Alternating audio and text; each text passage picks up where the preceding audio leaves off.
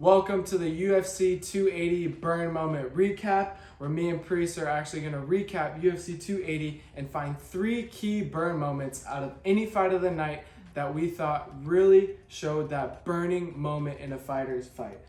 As a reminder, a burn moment is an obstacle or a traumatic experience that went on in someone's life in order to get to a beautiful spot after. For instance, that was me when I was in the hospital, fighting for my life every single day for those 7 days I was in there. And we're here, we're going to talk about what all the fighters' burn moments are, like Phoenix said. But Priest, before we get into the burn moments, what a great night of fights. I mean, this card was just stacked. Everyone was talking about it. Oh, maybe the most stacked card of all time. But I really think it held up for the most part. It did by far. All great fights. And the main event fight was super entertaining for the two rounds it lasted. Yeah, it was shocking. That was the last thing I really thought was going to happen, is Oliveira getting submitted. But I think Islam just put Oliveira in this place where he just had no confidence, and he essentially, I don't want to say he gave up, but I think he was just mentally defeated and lapsed. So credit to Islam, he really put it on him, striking wise, on the ground, everything. And I mean, he's the new lightweight champion now. But Priest, let's get into your burn moment. What do you think was the number one burn moment of UFC 280? My first burn moment is Bilal Muhammad, B-Boy.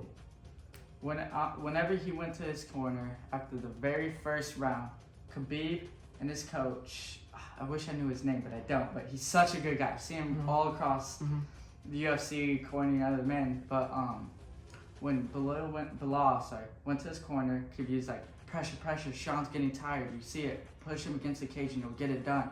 And he did it, and that was my burn moment, and then in spectacular performance. Jeez.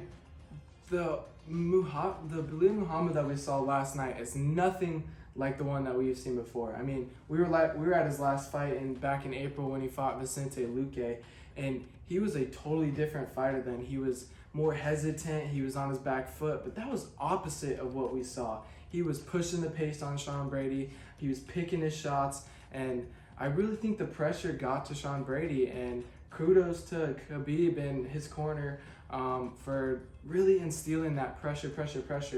And I think that's a sentiment to Khabib as a coach. I mean, you see all those Dagestanians, they're pressure, always going forward, and just have that pace. And I really think that time for Bilal to be over there in Dubai and training with him has really paid dividends. It has.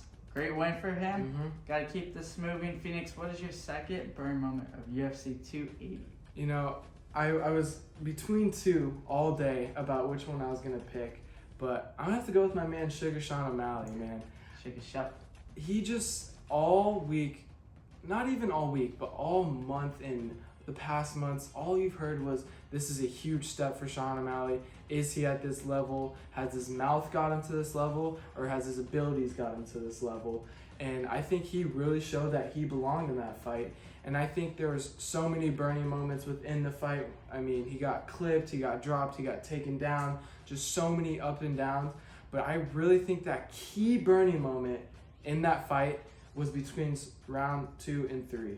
So if you go back and actually watch, you know, most fighters just go to the steel, they sit down, they drink some water. But he went down to the stool, he sat down, he closed his eyes, and he took one deep breath. And I think he just took his mind to a place that it had to go to be victorious. I think that's just in life. Everyone has to eventually take their mind to a place that has never been there before to become victorious. And I mean, he said that in his post-fight interview. He said, I had to go to a place I've never been before to pull out this win, and that's what you have to do as a champion. So that was my burn moment of UFC 280. I think Sean O'Malley fought tremendous. I think he did win. I think it was really close. Could have gone either way, but I do think in the end, he won the fight. Yeah, he almost pulled out that Juliana Pena, grit and saying, just that dog. Yeah, saying, I fight the best, I am the best, and Sean O'Malley did it. And we'll see if he has that dog in him. What do you think's next? Everyone says Chito Vera fights next, but me personally, He flew to Abu Dhabi, 16-hour flight, beat the number 1 contender. Why not give him a title shot, Phoenix? Why not? He's the best. He proves he's the best. Give the man the title shot. I'm gonna have to agree with you, Priest. I mean, I do think he is deserving of the title shot, but I don't know if it's good for him.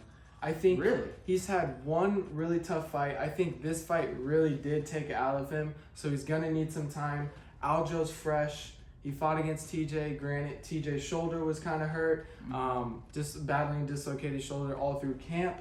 And I think somehow the Cheeto Vera fight is going to come about. Either Cheeto's going to fight Aljo or Cheeto's going to fight Sean, because realistically, we really need to see the Cheeto and Sean rematch again. In the first fight, it was kind of back and forth. Really didn't get to see too much, and then Cheeto landed that kick to the nerve that shut Sean O'Malley's leg off. And I mean, you can't really fight on one leg. So I do think the Cheeto fight will eventually happen. Will it happen next? I'm not too sure. That's up to Sean Shelby and them. But I do think that fight proves he is a legitimate contender in the bantamweight division, and he's the next big star in the UFC. Getting that McGregor status almost.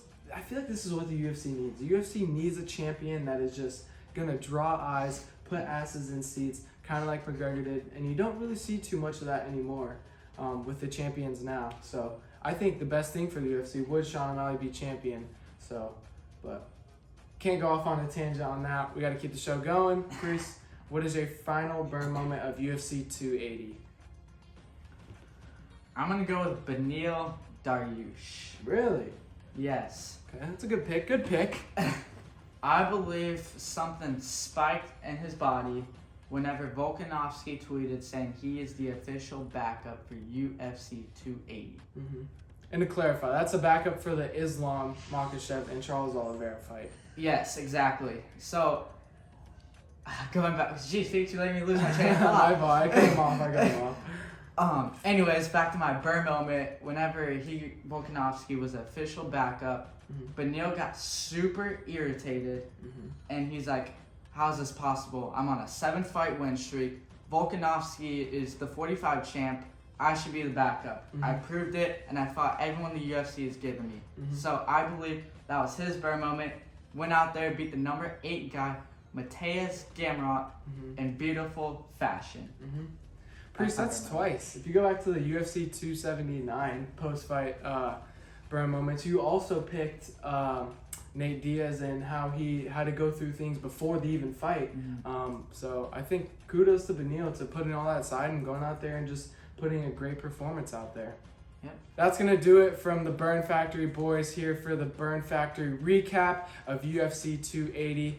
Like always, be sure to like and subscribe at the Burn Factory podcast, and check out his foundation at priestjamesfoundation.org. Again, that is priestjamesfoundation.org to see why this is called the Burn Factory.